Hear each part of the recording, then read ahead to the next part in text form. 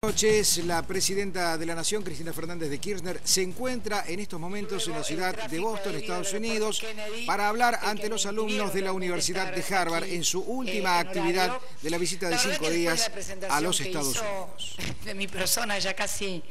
no debería hablar de muchas cosas porque las explicito muy bien. Una corrección, Eva Perón desgraciadamente nunca llegó a ser presidenta de los argentinos, ni siquiera vicepresidenta, y realmente lo hubiera merecido, y mucho más que yo, por cierto. Y en segundo lugar, algo que me encantó, pero que no es cierto, me dijo que había nacido en el 64, sería mucho más joven, nací en realidad en 1953, tengo 59 años y el próximo 19 de febrero voy a cumplir 60 años. Me hubiera encantado que hubiera tenido razón de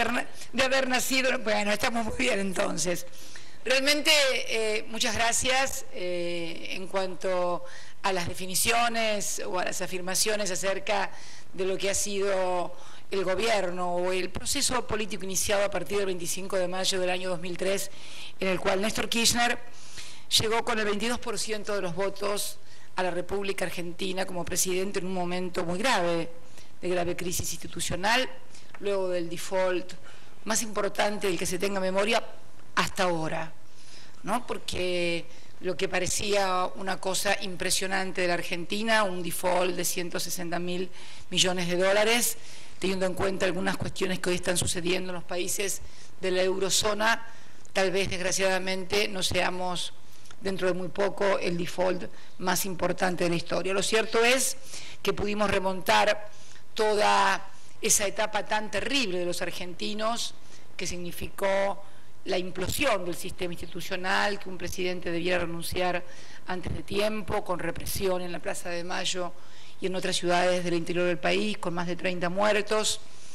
que se sumaron a las innumerables tragedias que vivió la República Argentina. Usted mencionó muy al pasar el tema de derechos humanos, ha sido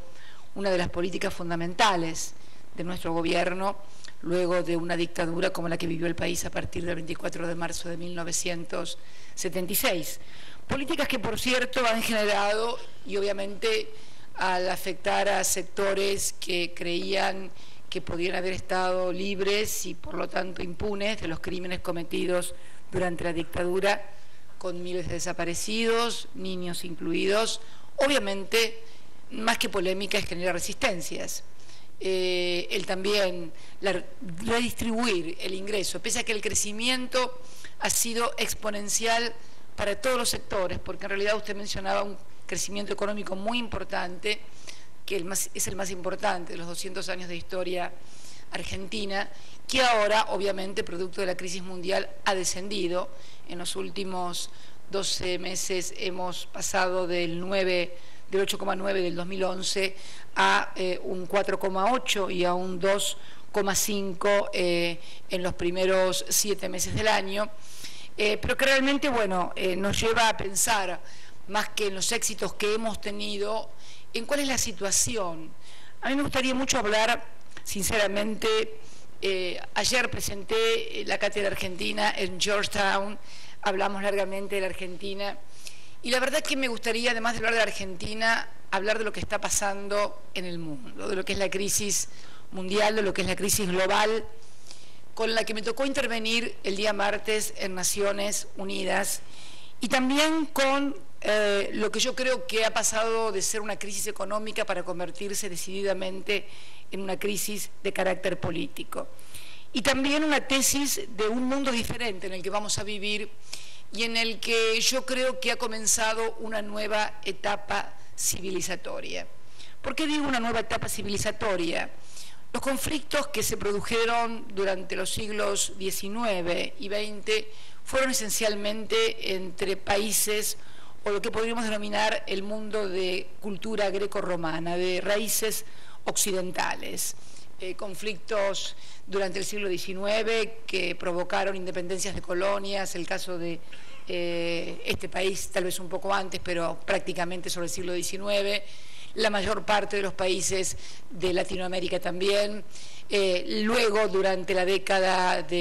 durante el siglo XX la independencia de los países africanos, pero en realidad se dio todo bajo una cultura o una concepción, una cosmovisión que venía de la cultura greco-romana. A partir de los hechos que marcaron también un hito y que yo defino como un corte de época, como fue el atentado sobre las Torres Gemelas, somos junto con Estados Unidos los únicos dos países que sufrimos atentados terroristas en nuestros propios territorios. Creo que se marca también una nueva etapa en la cual ya no resolveremos los conflictos únicamente desde una misma visión o desde una misma cosmovisión, sino que vamos a tener que enfrentar una gran apertura por parte de nuestras mentes, de nuestras culturas, para poder afrontar con éxito los desafíos y la resolución de conflictos tal vez más graves de los que vivimos durante el siglo XIX y durante el siglo XX. Quiero referirme en primer término a la crisis. ¿Por qué digo que ha devenido en crisis política? Si uno recuerda el 2008, y yo lo recuerdo muy bien porque estábamos también aquí en Nueva York con la caída de Lehman Brothers, la primera percepción que todos tuvimos acerca de la crisis fue que esta había sobrevenido porque los pobres no habían podido pagar sus hipotecas, se habían hecho hipotecas sobre hipotecas, la subprime parecía ser la razón de la explosión, Fannie Mae, etcétera, etcétera. Al poco tiempo advertimos que el problema no era que los pobres habían dejado de pagar las hipotecas, sino que los bancos de inversión que administraban los recursos de los sectores más ricos de la sociedad habían construido una serie de derivados económicos que finalmente fueron desplomando varias instituciones bancarias, sin olvidar, por supuesto, algunos casos excepcionales como Madoff, típico ejemplo de lo que constituyó y de lo que constituye todavía el eje de la crisis, y que creo que es precisamente el de haber pasado de una economía de producción, donde el dinero se reproducía a través de la producción de bienes o servicios, a creer que el dinero podía reproducirse únicamente a través del dinero mismo, contraviniendo las más elementales normas del capitalismo, además, basados esencialmente en la articulación entre capital y trabajo y la generación de riqueza. Cuando comenzamos a remontar la crisis del 2008, en el 2009 Argentina creció apenas a un 0,9%, casi nada prácticamente, tuvimos un repunte de la economía mundial. Argentina volvió a crecer muy bien en el 2010 a 9,2% y el año pasado un 8,9%, hasta que finalmente apareció el otro segundo problema, el de la eurozona, que es la aparición, nada más ni nada menos, no ya de las familias endeudadas, no ya de las economías nacionales paralizadas, sino del endeudamiento de los países, relación PBI-deuda, algo que nosotros conocemos muy bien. Cuando Argentina cae en default, la relación entre Producto Bruto y deuda era del 160% de deuda sobre su PBI. Esto ha ocasionado en la eurozona, en España, en Portugal, en Grecia, en fin, y no sabemos en qué países más, una verdadera crisis de deuda soberana, sumado también al hecho no solamente de la imposibilidad de los estados nacionales de seguir inyectando dinero a sus economías, sino que también el fuerte endeudamiento de las familias constituye también un fuerte freno a la economía. Deviene entonces lo que yo denomino ya no crisis económica, ustedes saben que Argentina es también miembro del G20, sino deviene en una crisis política, porque en definitiva, luego de ya más de 4 años sin encontrar la luz del túnel, cuando una situación económica no encuentra una respuesta, deja de ser un problema económico para convertirse en un problema político, por una razón muy sencilla. Los problemas económicos siempre fueron resueltos y encarados desde teorías, desde ideas y desde fundamentalmente concepciones políticas que orientaron y encauzaron conflictividades, porque en definitiva la economía es conflicto también de intereses, y le dieron un sesgo que podrá denominarse positivo o negativo para algunos, pero le dieron un cauce a la situación. Hoy estamos viendo una verdadera contradicción entre países desarrollados y países emergentes, contradicción bastante injusta, por cierto, y aquí quiero hacerme cargo como país emergente un poco de la representación de los países emergentes, porque hemos sido precisamente los países emergentes los que hemos sostenido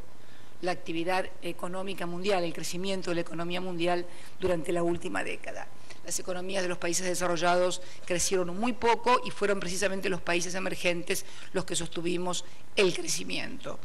A partir de esta crisis, nosotros, los países emergentes, y creo en esto interpretar a varios de mis colegas, sentimos que ante la imposibilidad de articular nuevas ideas, de articular nuevas salidas, los países desarrollados tienden a trasladar sus crisis a los países emergentes, sin advertir que precisamente somos los países emergentes los que podemos volver a reimpulsar la economía por una razón muy sencilla, porque tenemos un muy bajo nivel de endeudamiento en relación con nuestro PBI, porque todavía tenemos millones de compatriotas que incluir y por lo tanto que pueden consumir y activar la rueda del consumo, porque además el nivel de endeudamiento de las familias de los países emergentes es notoriamente más reducido que el de los países desarrollados. Por lo tanto, concebir como medidas proteccionistas las medidas de defensa que se hacen desde los países emergentes constituye, a nuestro criterio, un grave error. Creemos entonces que lo importante sería replantearse que los instrumentos con los cuales hoy contamos, que son fundamentalmente los instrumentos o los organismos multilaterales, que normalmente son en los cuales los países delegamos representaciones, sea Naciones Unidas para la conflictividad política, sea el Fondo Monetario Internacional para la Administración de las Finanzas del Mundo, sea Organización Mundial del Comercio para todo lo que hace a conflictividad comercial, evidentemente no están dando resultados. No desde ahora, sino desde hace mucho tiempo. Ayer alguien recordaba en Georgetown el tema de la década perdida, y recordaba los bonos Brady en la década 80. Y yo me permití una pequeña corrección. En realidad fue década perdida para América Latina, pero para los que tuvieron los bonos Brady no fue ninguna pérdida, al contrario, fue un excelente negocio que terminó hundiendo a las economías latinoamericanas con un peso de deuda externa que sobrevino durante toda la década de los 90. En el caso de la Argentina se incrementó producto de la aplicación de la teoría de la convertibilidad en términos exponenciales. Para los que no, yo creo que todos lo conocen, pero la teoría de la convertibilidad, impulsada por el doctor Domingo Cavallo, tengo entendido que ha dado clases aquí en Harvard, consistía básicamente en concebir que un peso era igual a un dólar. Yo no soy economista, ni he estudiado en Harvard, ni voy a dar clases en Harvard, pero me doy cuenta rápidamente cuando miro a Estados Unidos y miro a mi país y comprendo que una moneda representa el tamaño, la unidad monetaria de un país representa el tamaño de la economía de un país, que obviamente un peso jamás podía valer un dólar, que algo estaba fallando. Pero para sostener esta ficción durante 10 años se produjo la descapitalización de la Argentina a través de la política de privatizaciones impulsada fundamentalmente por lo que se denominó el Consenso de Washington, que no fue solamente en la Argentina, sino en toda la región, pero en la Argentina realmente se tuvo al mejor alumno, a punto tal que el Fondo Monetario Internacional lo invitaba a sus asambleas para que explicara el milagro argentino. El milagro argentino no era tal, el milagro argentino era deshacerse de los activos, un fuerte endeudamiento para sostener la deuda en un mundo que pagaba una tasa del 2% aproximadamente por dólares. La Argentina llegó a pagar un 15, un 16%, y así, bueno, sobrevino el endeudamiento que finalmente implosiona durante el gobierno de la Alianza en el 2001. Y luego viene medidas que algunas son consideradas polémicas, pero realmente si uno las mira desde la perspectiva y desde la más lógica y cruda doctrina capitalista, verá que son absolutamente lógicas. Todavía seguimos siendo muy criticados por los fondos buitres aquí en Argentina, aquí en Estados Unidos, que activan fuertemente con un gran lobby sobre el Parlamento norteamericano. Argentina reestructuró su deuda en un 94%. En la primera etapa lo hizo durante la gestión del presidente Kirchner, año 2005, y en la segunda etapa lo hizo durante mi gobierno. ¿Cuál fue la base de la teoría? Bueno, cuando uno en un régimen capitalista va a un banco y coloca sus fondos y en ese banco le dan un 20% de intereses y en el resto de los bancos pagan el 2%, uno debe saber que es muy probable que ese banco pueda en algún momento no devolverle los fondos, porque si todo el mundo paga el 2% y en algún lugar te pagan el 20%, está claro que hay una teoría del riesgo que uno asume frente a una rentabilidad que es excesiva y que no se condice con la rentabilidad que dan otras instituciones. Algo muy parecido, casi exacto, pasó con la República Argentina. ¿Cuál fue entonces la postura de la Argentina? Que el riesgo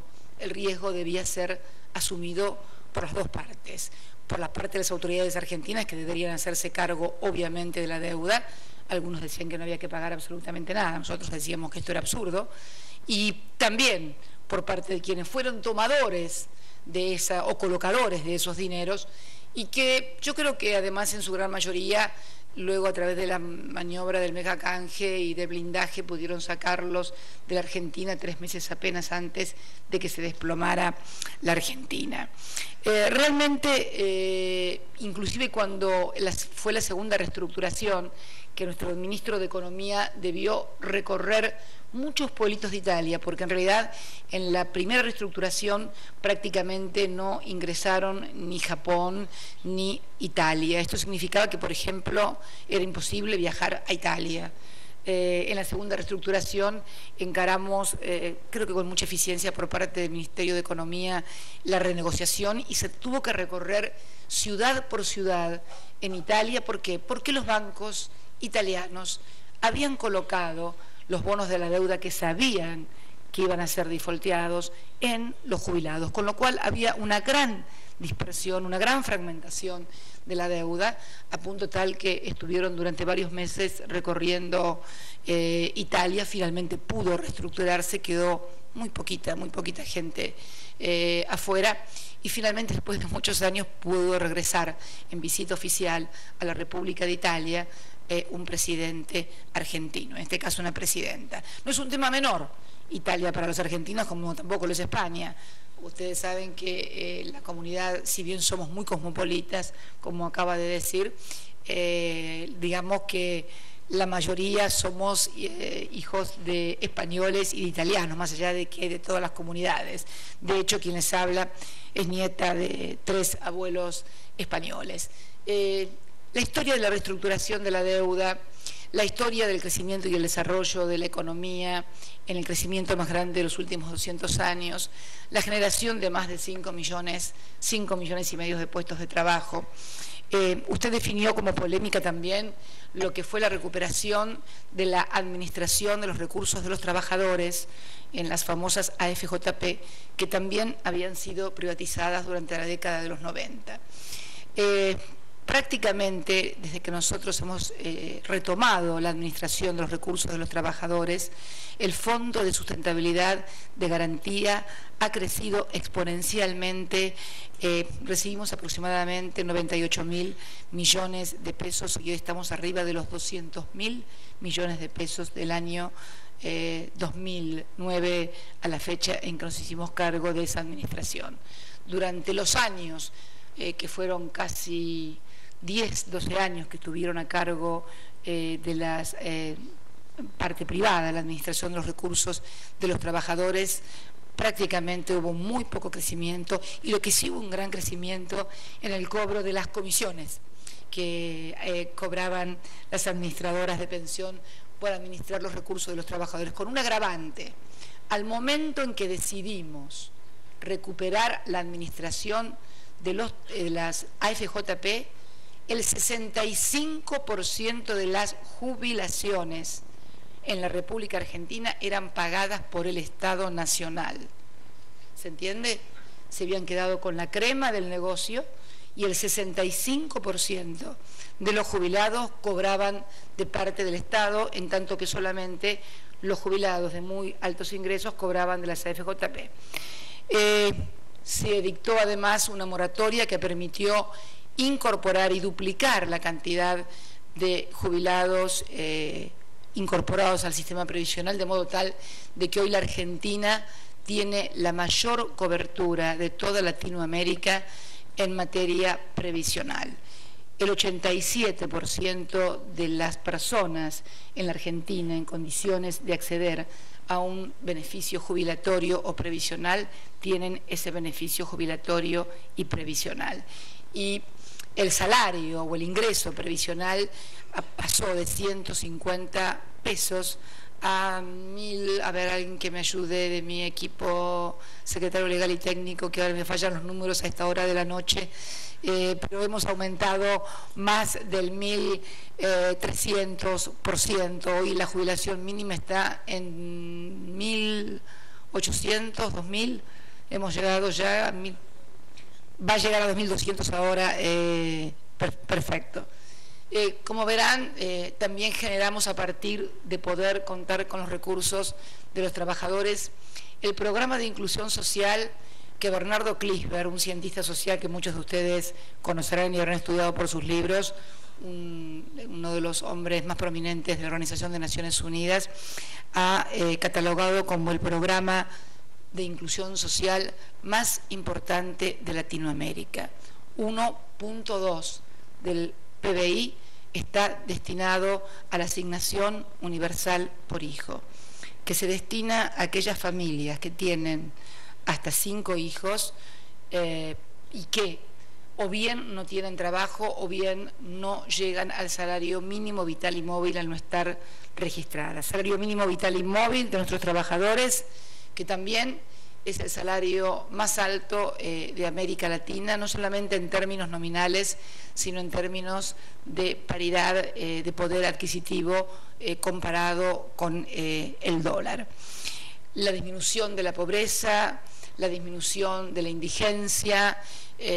la igualación de derechos. Usted mencionó la amplitud de derechos que ha significado el matrimonio igualitario. Un orgullo realmente, siendo el primer país en toda Latinoamérica que tiene esta verdadera ampliación de derechos, de la cual realmente me congratulo. Quiero decirle algo, fue la única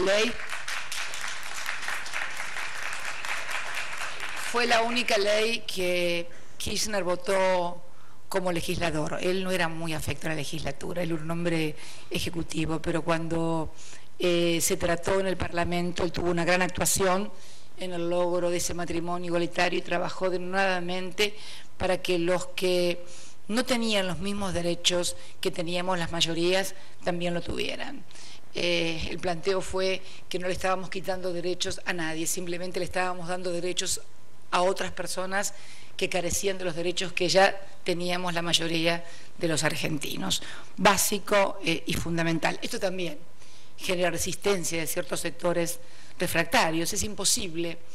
tener un proceso de la densidad y de la profundidad de las transformaciones que se han operado en la Argentina desde el año 2003 y no generar, obviamente, oposición o sectores que están en contra. Ni que hablar en materia de derechos humanos. Hasta el año 2003, quienes habían cometido delitos de lesa humanidad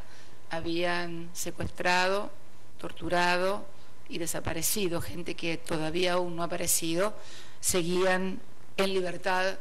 en mi país. Y no era solamente un problema de la Argentina. Yo recuerdo que me tocó acompañar a Kirchner a París en su primer viaje como presidente y nos recibió el presidente de Francia, Jacques Chirac, a quien nadie obviamente podrá catalogar como de izquierdista o un hombre conservador. Y me acuerdo que ni bien nos sentamos en su despacho del Eliseo, nos miró y lo primero que reclamó, mirándolo a Kirchner, dijo: la sociedad francesa no puede entender, no puede comprender que alguien que haya asesinado, se refería al caso del capitán Astilla, ustedes saben que tuvo una gran repercusión en Francia con motivo de la desaparición de 2 monjas francesas. Me tocó también estar en el Senado y recibir el mismo reclamo en el Senado francés. No puede entender la sociedad francesa que personas que hayan cometido estos delitos tan aberrantes estén no solamente en libertad y caminando en la calle, sino que además lo hagan en virtud de leyes dictadas por el Parlamento. Porque la impunidad siempre puede quedar una persona que comete un delito y la justicia no lo alcance. pero cuando la justicia no lo alcanza, no porque el juez no lo descubrió, porque la policía no lo encontró, sino porque uno de los 3 poderes del Estado determina que no tiene ninguna culpa y que puede permanecer en libertad, realmente genera una sensación de vivir en un sistema predemocrático. Yo siempre digo que cuando desde un poder del Estado se establece una norma que permite delinquir libremente, estamos en una sociedad predemocrática y no en una sociedad democrática. Esto también, obviamente, genera resistencia por parte de sectores que, bueno, que apoyaron en su momento la dictadura militar o que tienen una visión acerca del rol que desempeñaron las dictaduras en América Latina diferente al que tenemos nosotros. Creo que no es polémica, es directamente una visión diferente acerca de lo que es la condición humana y en qué sociedad y en qué sistema queremos vivir. Y vinculado con esto, vinculado con los derechos humanos, yo hablaba el otro día también en Naciones Unidas cuando recordaba y volvía a condenar una vez más el salvaje asesinato del diplomático estadounidense en Libia, Christopher Stevens, solidarizándose con Estados Unidos y fundamentalmente con su familia. El tema de lo que yo denominaba esta nueva etapa civilizatoria y lo que es necesario comprender, la visión que debemos tener frente a los fenómenos que se están produciendo en el mundo y que muchas veces una percepción o una visión equivocada puede llevarnos a cometer errores. Cuando se produjo lo que algunos denominaron la primavera árabe y que yo creo que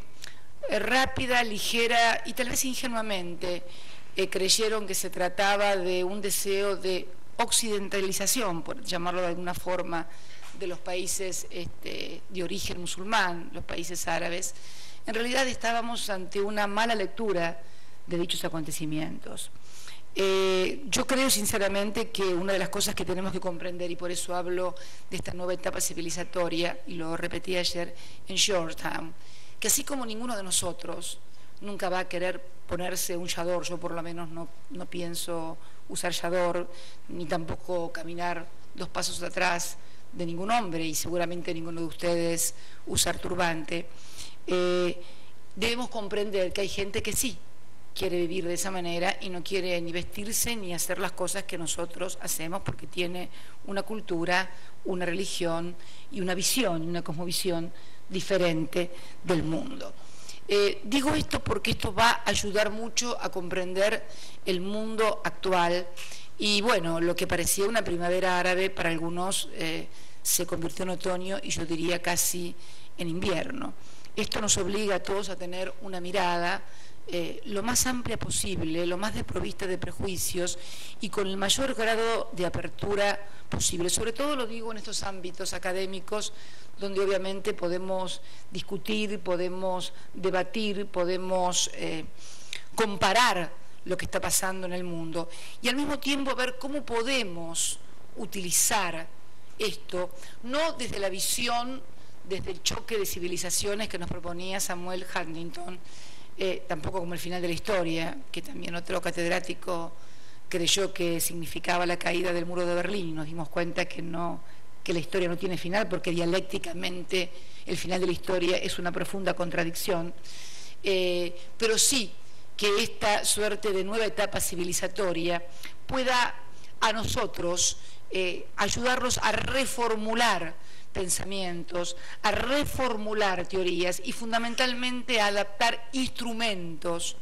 y en eso somos grandes críticos nosotros de los organismos multilaterales, cómo están funcionando, porque yo creo que pueden crear conflictos dentro de nuestro propio espacio común, que es hoy los países que podemos decirnos herederos de la cultura grecorromana, y al mismo tiempo crear conflictividades con países que provienen de otro tipo de culturas. Y creo que la situación económica, además, va a tender a agravar esta cuestión. Cuando yo veo, por ejemplo, que suceden cosas en Estados Unidos que se ejecutan las hipotecas y la gente queda en la calle, los bancos quedan con las casas vacías, la gente queda sin casa o sin trabajo. Cuando veo que por allí se hace más hincapié en solucionar los problemas de los bancos antes que solucionar los problemas concretos de la sociedad, a través de programas que vuelvan a inyectar dinero en la economía real, en la economía concreta, para volver a activar la economía mundial, veo que estamos realmente equivocando el camino. Nosotros partimos de nuestra humilde experiencia. Cuando decidimos la asignación universal por hijo, no solamente nos movió una sensación de justicia y de equidad, sino también, además, de racionalidad económica. ¿Por qué? Porque los sectores de menores recursos, los sectores más vulnerables, son los que normalmente menos capacidad de ahorro tienen. Por lo tanto, todos los recursos que se colocan en los sectores más vulnerables, además de reducir la vulnerabilidad social y dar, en cierta manera, mayor equidad y mayor justicia. La equidad y la justicia sería que tuvieran trabajo y no necesitaran, por supuesto, ayuda del Estado. Es que realmente estamos activando la economía a partir de ayudar a estos sectores. Si además vemos la formidable concentración de ingresos que se ha producido en las últimas décadas. Aquí en Estados Unidos puede observarse claramente un país en donde la clase media era la más amplia, el más amplio segmento. Hoy tenemos que el 1% de la población tiene el 25% prácticamente del PBI nacional y maneja casi el 40% de la economía nacional. La desigualdad también va creando sensaciones de injusticia, desigualdades que también se producen entre los países. Yo hablaba de esta conflictividad que se da ahora entre una suerte de guerra comercial y de monedas entre los países desarrollados y los países emergentes, que tiene que ser superada a través de no dobles estándares, sino de un equilibrio en serio en los comercios. Para darles un ejemplo, los paneles, el panel es un juicio que se organiza normalmente en la Organización Mundial de Comercio, en la OMC, contra prácticas que pueden ser catalogadas como proteccionistas. Cuando uno va a un panel de la OMC, un país emergente, de los 24 miembros, 22 pertenecen a países europeos que tienen subsidios agrícolas y proteccionismos y barreras arancelaриas desde hace muchísimo tiempo. Nuestro caso, la República Argentina, que ha sido acusada de prácticas proteccionistas. Nosotros hace décadas que no podemos ingresar carne argentina aquí a Estados Unidos, y lo es por razones fitosanitarias. Yo creo que no hace falta, usted mismo hablaba de la calidad de nuestros productos, así que me releva de la necesidad de explicar que en realidad estamos ante barreras proteccionistas, ante barreras arancelaриas que se dan en los países desarrollados también en relación a los países emergentes. Finalmente, decirles que este crecimiento que ha tenido toda la región de la América del Sur, donde se han incorporado millones, yo quiero hablar no solamente de la Argentina, quiero también hablar de otros países, quiero hablar de Brasil, nuestro principal socio, al que también necesitamos que le vaya muy bien. Parte de que le vaya bien a la Argentina depende de que le vaya bien a Brasil. Brasil tiene un importante superávit con Argentina, como Estados Unidos tiene un importante superávit con Argentina y con Brasil. El embajador Argüello es un fatigador incansable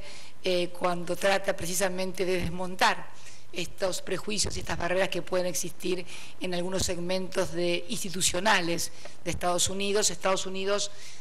tiene con nosotros un superávit, siendo deficitario su comercio exterior, tiene un superávit cercano a los 4.000 millones de dólares con la República Argentina y 8.000 millones de dólares aproximadamente con el Brasil.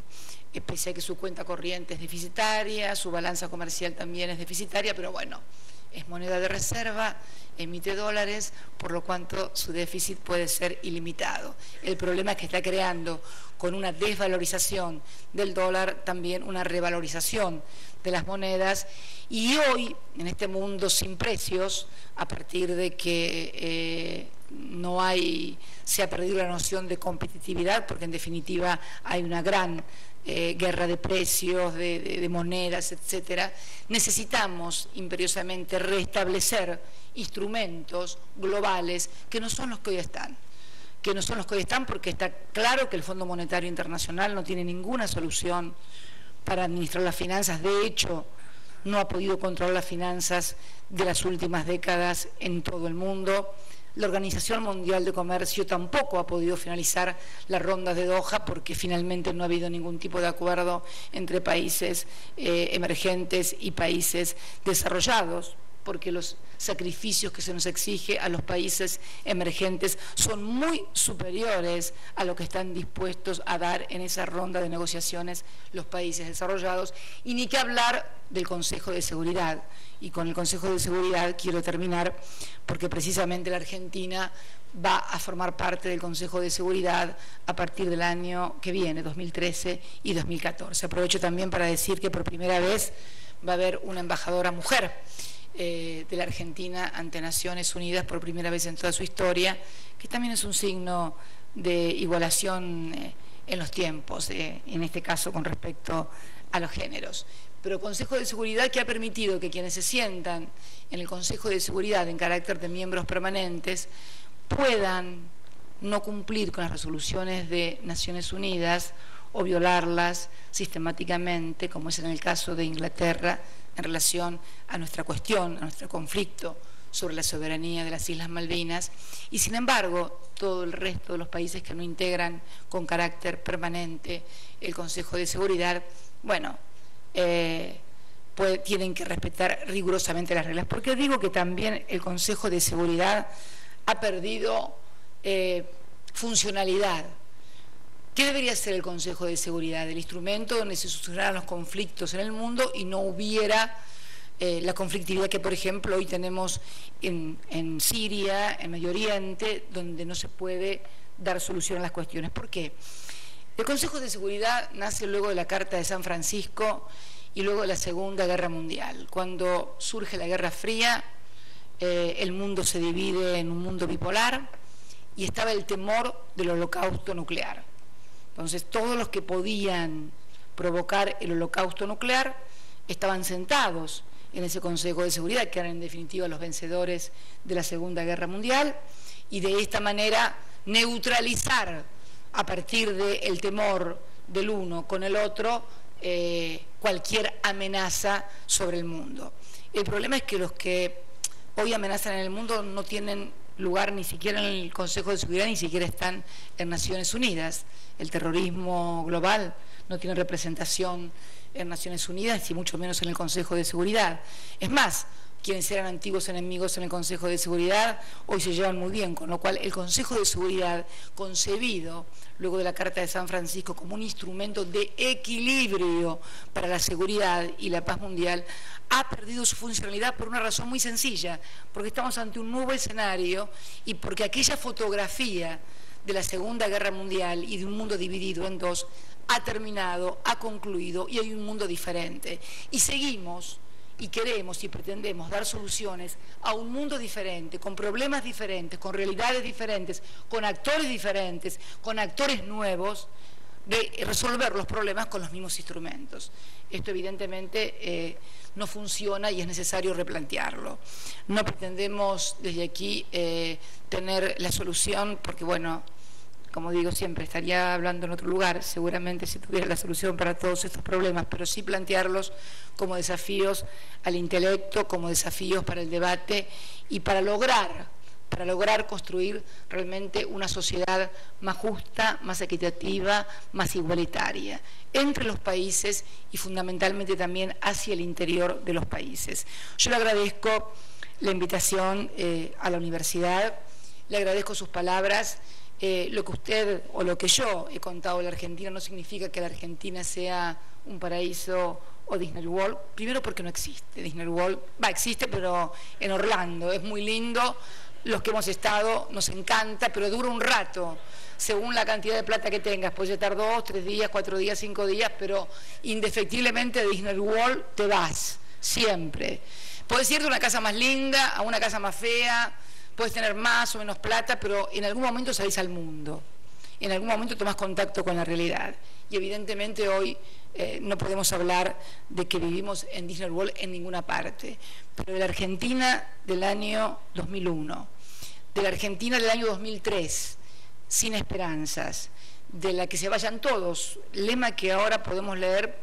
en las manifestaciones en España o en Grecia, de esa Argentina donde el 25% de los argentinos no tenía trabajo, donde los científicos se iban,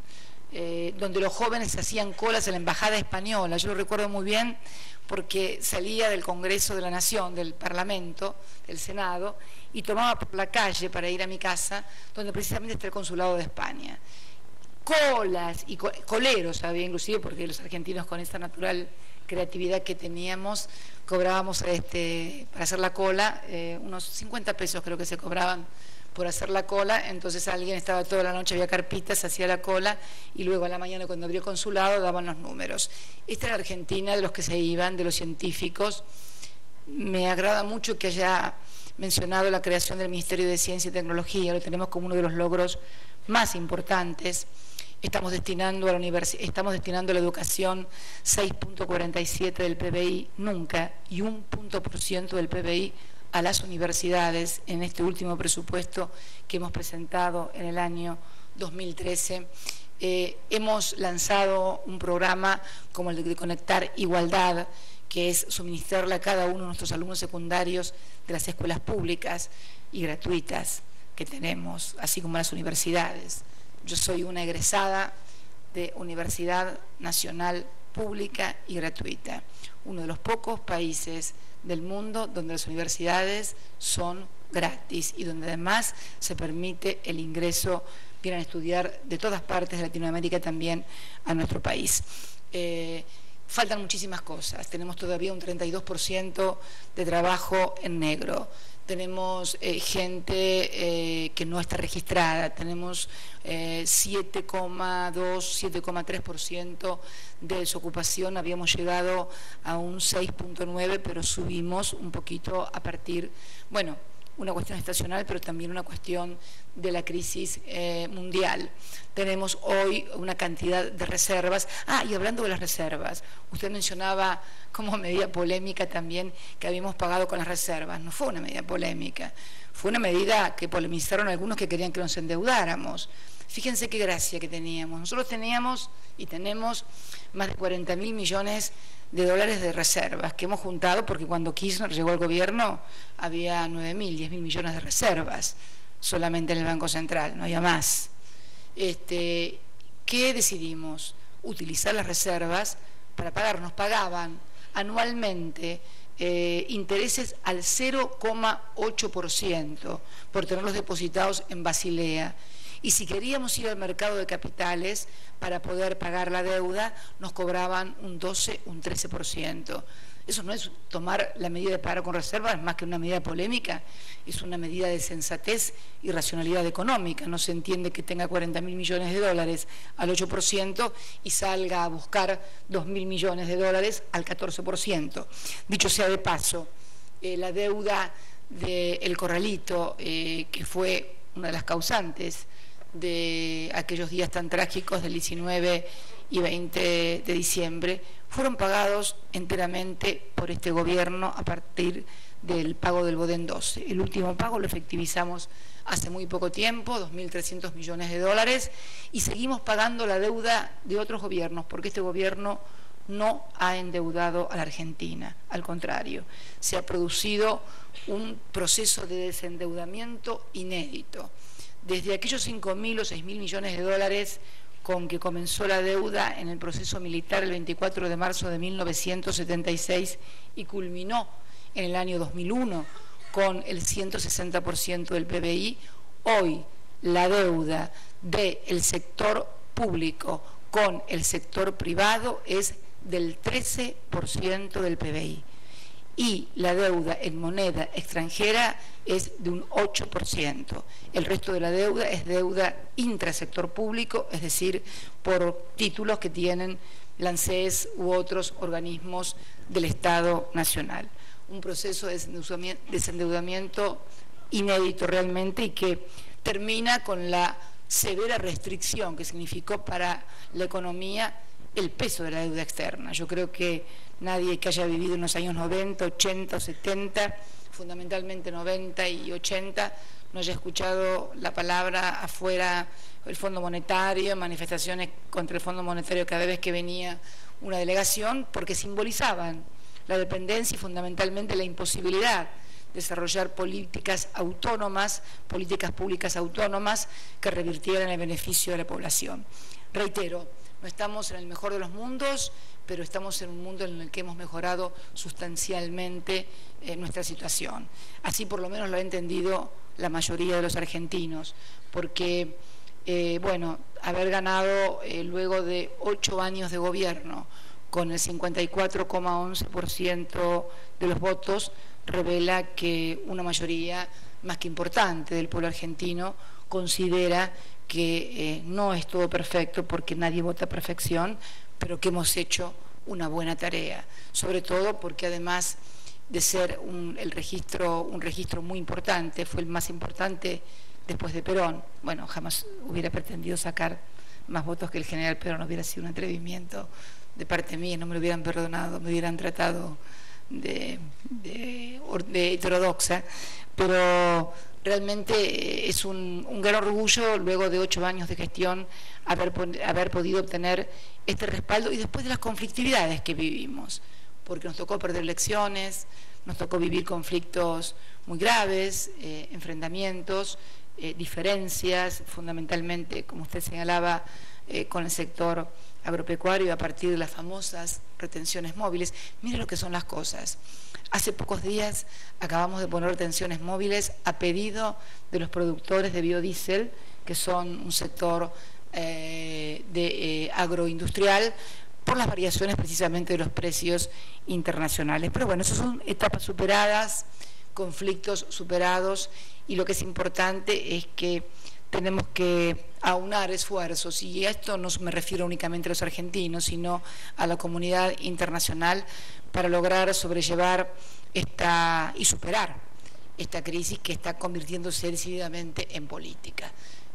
Pasan de gobiernos, como en el caso de España, del PSOE, y pasan a un gobierno de derechas como podría ser el de el señor Rajoy, y bueno, y ninguno puede dar respuestas, porque el problema no es ni de derechas ni de izquierdas. El problema es de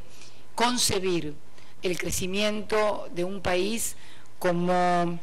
el único instrumento posible, y va a hacerlo con equidad, con justicia, y fundamentalmente, yo creo, a mi parecer, va a terminar más tarde o más temprano en una gran reestructuración de deuda por parte de los países, porque no les va a ser posible hacer frente al pago de tal nivel de endeudamiento, más aún con programas de austeridad y de ajuste. Por eso